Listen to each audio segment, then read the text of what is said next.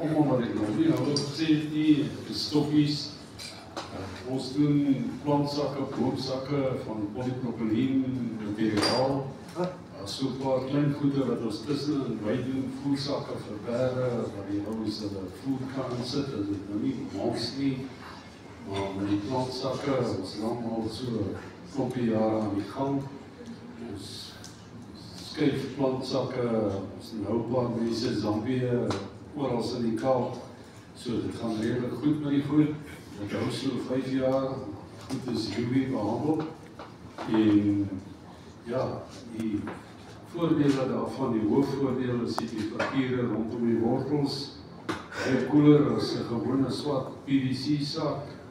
En dan nou gesien hierso die woord return on investment.